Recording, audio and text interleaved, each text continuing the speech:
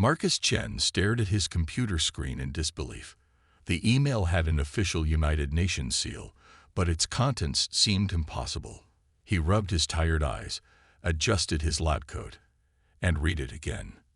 Dr. Marcus Chen, you have been selected by Princess Cthera of the Centaurian Empire for genetic compatibility testing. The 28-year-old genetic researcher looked around his small Stanford laboratory. Nothing seemed different. The same white walls, humming machines, and the half-empty coffee cup on his desk. But everything had changed in the last 5 minutes. His phone rang, making him jump. "Dr. Chen speaking," he answered, trying to keep his voice steady. "This is Ambassador Williams from the UN Space Relations Department. I assume you've received our email." The voice was serious and formal. "Yes, but there must be some mistake. I'm just a research assistant working on genetic adaptation studies." The ambassador chuckled. "That's exactly why she chose you. The Centaurians have been watching Earth for decades. Princess Cthera personally reviewed thousands of human genetic profiles. Yours showed the highest potential for what they need." Marcus sat down heavily in his chair. "What do they need exactly?" "Their species is dying, Dr. Chen. Despite their advanced technology, their genetic pool is failing. They believe human DNA, specifically your genetic markers for adaptation, might be the key to saving their race." Before Marcus could respond, his computer screen flickered. A new face appeared, definitely not human. Her skin had a subtle blue tint, and her eyes were large and silver. But her smile was surprisingly warm. "Hello, Dr. Chen. I am Cthera." Her voice was melodious, with a slight electronic echo from the translation system. "I apologize for the sudden contact, but time is precious. My people need help, and your research on human genetic adaptability is fascinating." Marcus found himself staring. The alien princess looked nothing like the scary creatures from movies. She appeared almost human, except for her ethereal beauty. "Why me?" he managed to ask. "Your genes show remarkable adaptation capabilities, and your research proves you understand the complexity of what we're facing. Also," she paused, her silver eyes twinkling, "you're the only candidate who spent their free time studying xenobiology instead of trying to get rich from your genetics work." The ambassador cleared his throat. "A Centaurian diplomatic ship will arrive tomorrow. Dr. Chen, you'll be given full security clearance and a new lab at the UN Science Center. Do you accept this position?" Marcus looked at Cthera's hopeful expression on his screen, then at his small lab where he'd worked on understanding human genetic adaptation. Now he had the chance to save an entire alien civilization. "I accept," he said, his heart racing with both excitement and fear. "When do we start?" The Centaurian ship's arrival turned the sky crystal blue. Marcus watched from the UN Science Center's roof as it descended like a giant snowflake, sending reporters and onlookers into a frenzy. His hands were sweating. In a few minutes, he would meet Princess Cthera in person. Security teams surrounded the landing area. The ship touched down silently, its surface shimmering like diamonds in sunlight. A door materialized in its side, and out stepped Princess Cthera. Marcus's breath caught in his throat. She was tall, nearly 7 feet, but moved with incredible grace. Her blue-tinted skin seemed to glow, and her silver eyes immediately found him in the crowd. "Dr. Chen," she said, walking directly to him. Her voice was even more beautiful in person. "Thank you for accepting our request." Before Marcus could respond, chaos erupted. Reporters shouted questions. "Princess, why choose a human? Dr. Chen, are you planning to have an alien baby? Is this a diplomatic marriage?" Cthera raised her hand, silencing them with royal authority. "I will explain everything," she said calmly. "Humanity's genetic diversity is remarkable. While we Centaurians focused on technological advancement, your species kept adapting and growing stronger. Now we need that strength." In the new lab, Cthera surprised Marcus by understanding human equipment perfectly.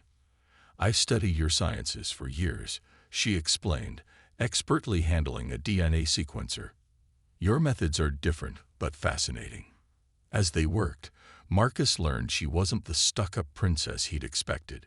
She made jokes about human movies getting aliens wrong and asked endless questions about Earth's cultures.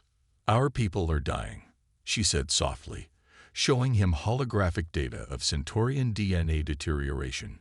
Each generation is weaker than the last. But human DNA, your DNA specifically, shows incredible repair capabilities we've never seen before. Marcus studied the data, amazed by their advanced genetic scanning technology. Your DNA structure is similar to ours, but more complex. If we could combine the best aspects of both. Exactly. Thera's eyes lit up. That's why I chose you. Not just for your genetics, but because you understand the science behind it. Their work was interrupted by an urgent call. Anti-alien protesters had gathered outside, carrying signs reading "Humans Only" and "Stop Alien Invasion." Thera watched them sadly. "I expected this. Change is never easy."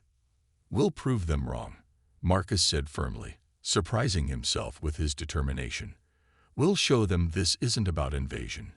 It's about saving lives and bringing two species together."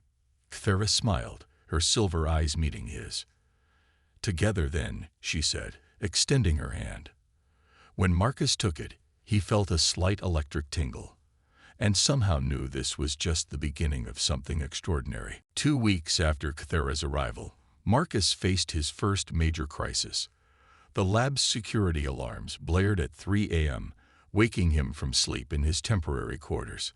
"The protesters have breached the outer fence," the security chief reported through the intercom. "And we've detected Centaurian ships entering Earth's atmosphere, unauthorized ones." Marcus rushed to Thera's quarters, finding her already dressed and looking worried.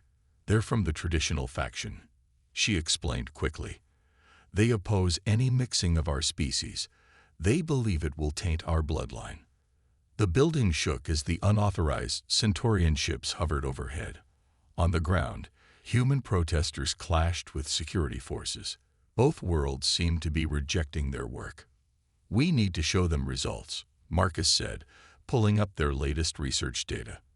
"Look at this. When we combine the regenerative properties of your DNA with human adaptability genes, the test samples showed incredible stability." Thera's eyes widened. "Marcus, this is it. The combination isn't just stable. It's better than either original sample. It could make both our species stronger." Their excitement was cut short by Ambassador Williams bursting into the lab. "We have a situation. Both Earth's governments and the Centaurian Council are demanding immediate proof that this project is worth the diplomatic risk." "They're giving us a chance to present?" Thera asked hopefully. "Yes, but there's a catch. They want live genetic compatibility testing. Today, in front of both human and Centaurian representatives." Marcus felt his stomach drop. They'd planned to spend months on careful testing before trying anything like that, but now they had no choice.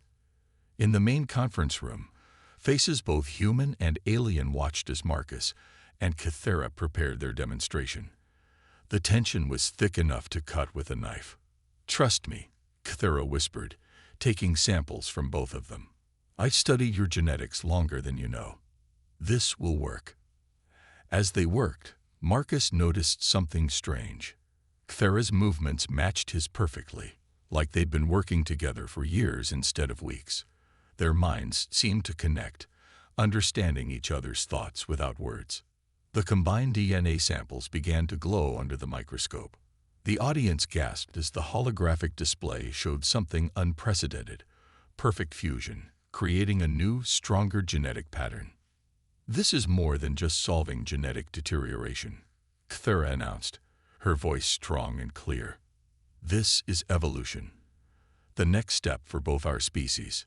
Marcus stepped forward, standing beside her. "We're not losing ourselves by coming together," he said. "We're becoming something greater." The room erupted in chaos, some cheering, others protesting. But Marcus and Thera just looked at each other and smiled. They'd proven it was possible. Now they just had to convince both worlds it was right. The success of their genetic compatibility test changed everything. Within days, Marcus and Kythera's lab became the center of a scientific revolution. But with success came greater responsibility and danger. "There's something I haven't told you," Kythera said one evening as they reviewed test results. Her silver eyes were serious. "Any child we create won't just be a scientific breakthrough.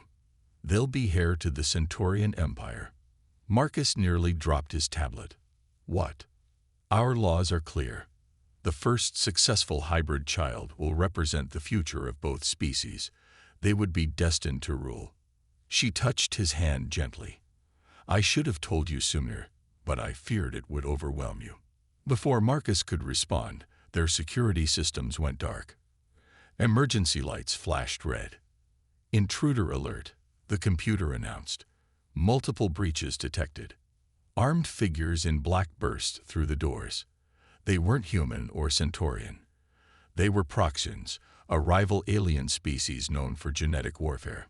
"The hybrid research," their leader demanded. "Hand it over." Kythera stepped forward, her royal training evident in her stance. "You dare attack a Centaurian princess?" The Proxian laughed. "A princess who taints her bloodline with human DNA. You've made yourself vulnerable."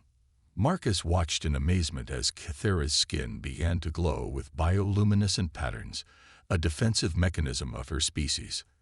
"I chose humanity because they are stronger than you know," she declared. In that moment, Marcus understood something crucial about their research. He grabbed a nearby genetic scanner and pointed it at the Proxians. "Kythera, look. Their genetic structure, it's artificial. They're engineered soldiers." The Proxians faltered, surprised by his insight. Kythera immediately understood. Together, they activated their experimental genetic disruption field, designed to stabilize DNA, but now used as a weapon. The Proxian soldiers collapsed, their engineered bodies unable to handle the disruption. Security forces rushed in, securing the area. "You saw what they couldn't," Kythera said afterward, looking at Marcus with new appreciation. "This is why our species need each other. Humanity's ability to think differently, to adapt and understand. It's not just about genetics. It's about who you are." Marcus took her hand, noticing how natural it felt now. "And who we could be together." She smiled, touching her stomach. "The tests are positive. We're already going to find out." Their eyes met, both understanding the magnitude of what was coming. Their child wouldn't just be a scientific miracle, it would be the bridge between two civilizations, the future of two species. And somehow, that felt exactly right. After the Proxian attack, Earth wasn't safe anymore. Marcus found himself aboard Kythera's crystal ship, heading to the Centaurian homeworld. He watched through the viewport as Earth became a tiny blue dot among the stars. "You're nervous," Kythera said, joining him. Her pregnancy was barely visible, but her skin glowed with a new intensity. "I'm going to be the first human to visit your world," Marcus replied. "And I'm carrying our hybrid child. Of course I'm nervous." The Centaurian capital city took his breath away. Crystal spires reached into purple skies, while floating gardens moved between buildings like living clouds. But Marcus quickly learned that beauty could hide darkness. At the Royal Medical Center, whispers followed them. The human contamination. Some Centaurians muttered when they thought he couldn't hear. Others looked at him with hope, especially the younger ones who had watched their friends weaken from genetic deterioration. "Ignore them," Kythera said firmly. "Look at our latest scans." The holographic image showed their developing child. Its DNA was a perfect fusion. Human adaptability combined with Centaurian regenerative abilities. Even the royal doctors couldn't hide their amazement. But not everyone was impressed. During a royal dinner, an elderly Centaurian noble spoke up. "Princess, there's still time to end this experiment. Our race has remained pure for millennia." Kythera's answer shocked everyone. "Pure? We're dying from that purity. Look at your own children, growing weaker each generation. Meanwhile, Humans went from cave drawings to space travel in a fraction of our history. That's the strength we need. Later that night, Marcus found Cythera in the palace gardens. "You didn't have to defend me," he said. "I defended us," she corrected, taking his hand. "I chose you not just for your genes, Marcus. I chose you because humans dream bigger than we do. You see possibilities where we see problems." A movement caught their eye. Young Centaurians had gathered outside the garden, holding lights in the traditional gesture of support. Among them were scientists, artists, and dreamers who saw hope in this change. "Maybe," Marcus said, watching the growing crowd, "this was never about saving just one species. Maybe it's about helping both our peoples grow into something new." Cythera smiled, her silver eyes reflecting the lights. "Together," she said, and this time it meant more than just a scientific partnership. The Centaurian Revolution began not with violence, but with a song. Young Centaurians gathered outside the palace, singing an ancient melody with new words about change and hope. Marcus watched from the royal balcony as thousands joined in. "They're singing about us," Cythera explained, her pregnancy now visible in her 6th month, "about how human emotion and Centaurian wisdom can create something new." But not everyone celebrated. The traditional council called an emergency session, demanding the pregnancy be terminated. "This hybrid will destroy our royal lineage," the High Counselor declared. Marcus stood before them, no longer intimidated by their cold stares. "Your lineage is already dying. Look at your medical data. Each generation is 30% weaker than the last. But our child's DNA shows strength you've never seen." "DNA isn't everything," a young council member suddenly spoke up. "Look what humans have taught us already. They feel deeply, love freely, and create endlessly. We've forgotten how to do that." The council chamber erupted in argument. Outside, the singing grew louder. Cythera gripped Marcus's hand as another set of genetic scans appeared on the chamber screens. Their child's DNA was doing something unexpected. It was adapting and improving in real time, something neither species could do alone. "This is what evolution looks like," Marcus announced. "Not just surviving, but becoming something better." The young council member stood. "I move to recognize the hybrid child as our future, not because of politics or tradition, but because they represent our best chance at real growth." More members stood, joining his side. The traditional council was losing power with each passing moment. Later, in their private chambers, Cythera watched the continuing celebrations. "They're calling it the Evolution Revolution," she said, smiling. "Humans taught us how to change, Marcus. Not just our DNA, but our hearts."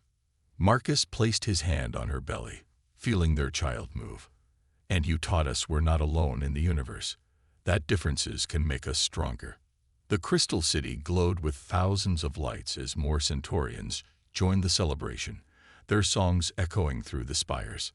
Change had come to their world, and there was no going back. "It's time," Marcus heard through the neural link he shared with Cythera. The birth of their child had the entire empire waiting in anticipation. Inside the royal medical chamber, ancient Centaurian technology merged with human medical wisdom.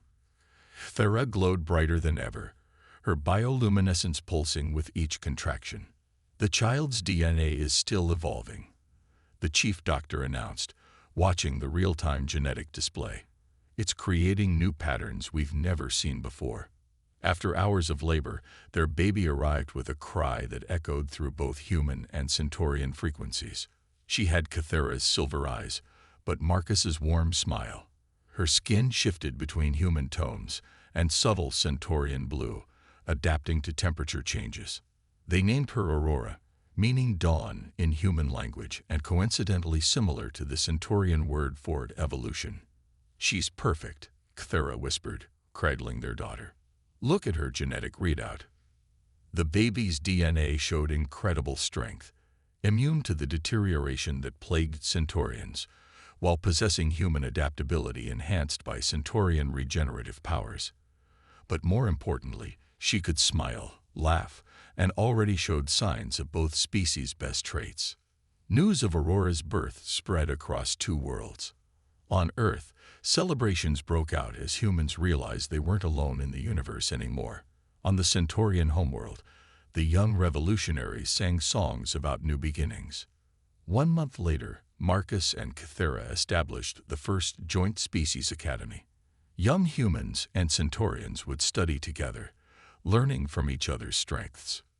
"This is just the beginning," Marcus said during the opening ceremony, holding Aurora while Cythera addressed both their peoples. "Our daughter proves that differences don't divide us. They make us stronger." Cythera took Aurora in her arms, the baby immediately adjusting her skin tone to match her mother's. "We thought we needed saving," she announced. "But what we really needed was to grow, to change, to love." Humanity didn't just give us genetic strength. They taught us how to feel alive again. As the audience cheered, Aurora reached out with tiny fingers that could already manipulate both human and Centaurian technology. She was the future neither species had imagined, but exactly what both needed. Marcus watched his family, his alien princess wife, and their hybrid daughter, and knew that sometimes the greatest adventures start with a simple message: "You have been selected."